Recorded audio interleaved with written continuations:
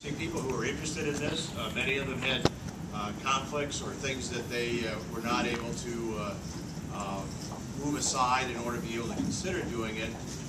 We did interview 2 candidates, and we made a selection that is really the best of all the folks that we talked to. And we're going to be announcing that person tonight and making the formal motion to approve that.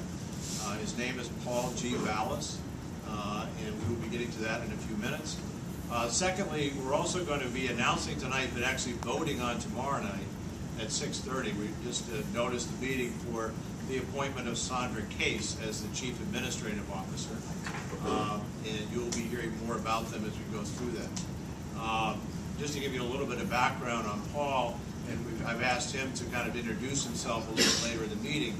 Paul most recently was the Superintendent of Schools for the Recovery District in New Orleans.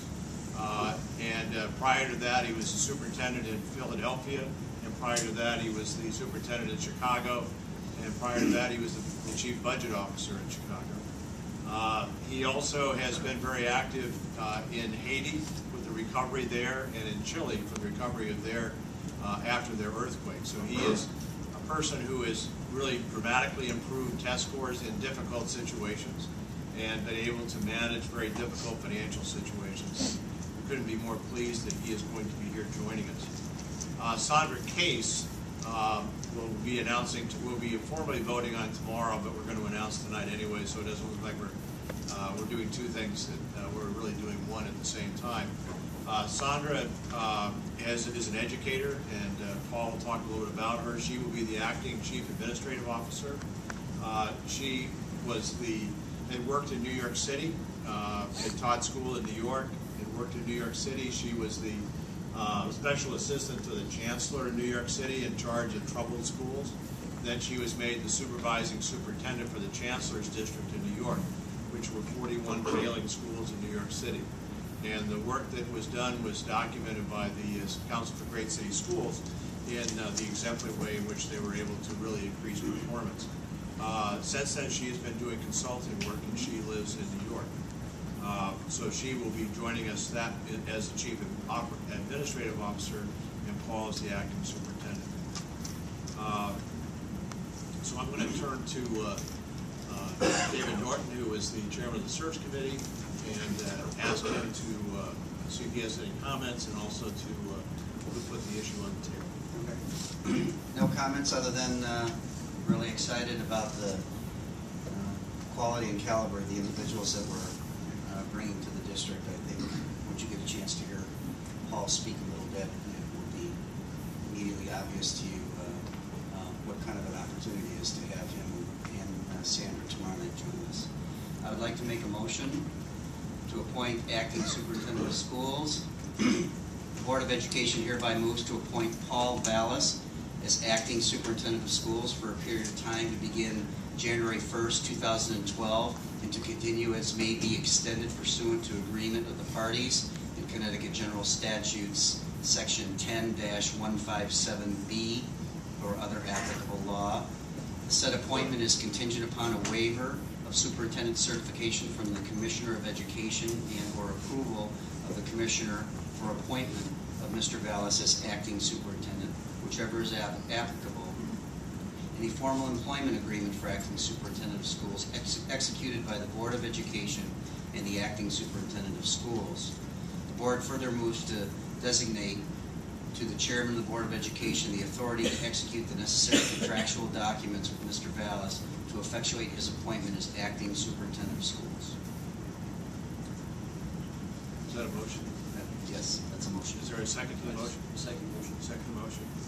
In terms of just like one item on discussion, one of the questions that was asked at the last board meeting was how will this be paid for? Because we have severance agreement with the prior superintendent, and this will be how will this be covered given the financial situation we're in?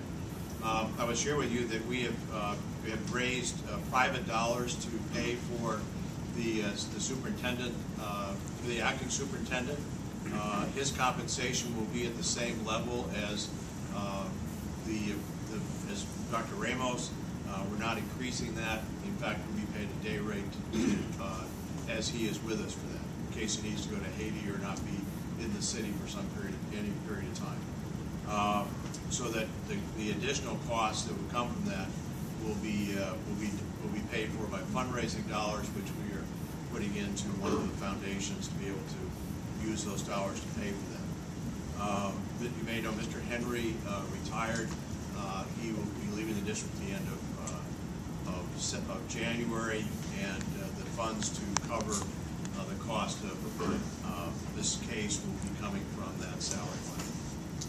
Bob, could I add that one of our agreement with Paul calls for he, probably with Sandy's help, but to manage the search process for the full-time superintendent. So the search fee that we otherwise would have incurred had we gone out to search to a search firm is avoided. So that's another cost benefit of the arrangement we struck. Thank you for mentioning. Is there any other discussion or comment? Vote. All in favor? Aye. Any opposed? Been approved. Well, we'd like to welcome you. Actually, I'd like, before you speak, I'd like to, as Mayor Finch is here, I'd like to recognize him. Mayor, do you have anything you'd like to comment on? Actually, I don't know if that, you're going to... Actually, that one amplifies. Okay. Oh, okay. You okay? All right.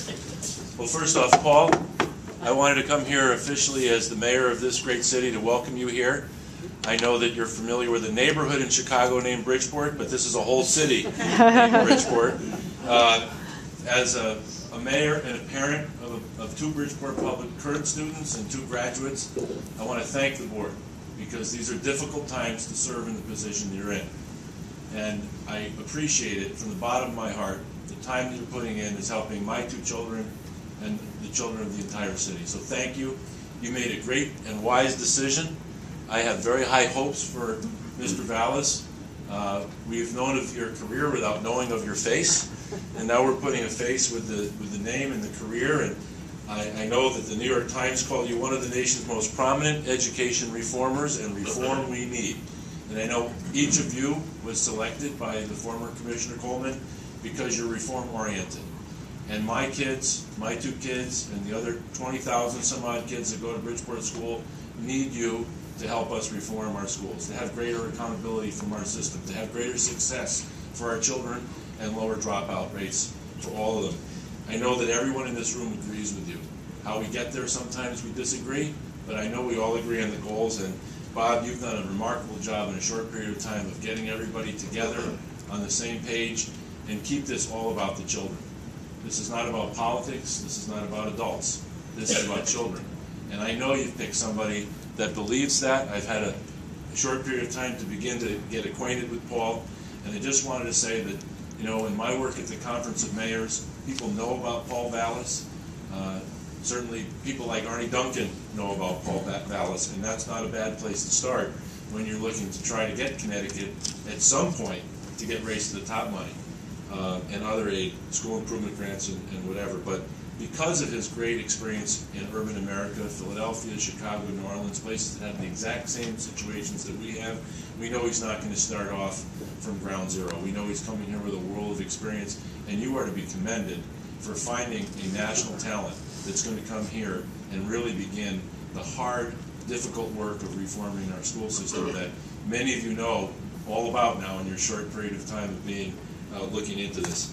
So I have very high hopes for you, Paul. I just wanted to come here and officially welcome you from the city of Bridgeport and from my two children and the other 20,000 some odd students. We wish you much, much luck because their futures are riding on it. And I want to thank the board and commend you for your hard work and congratulate you on a wonderful decision. That'll be great for my city and yours here. Thank you.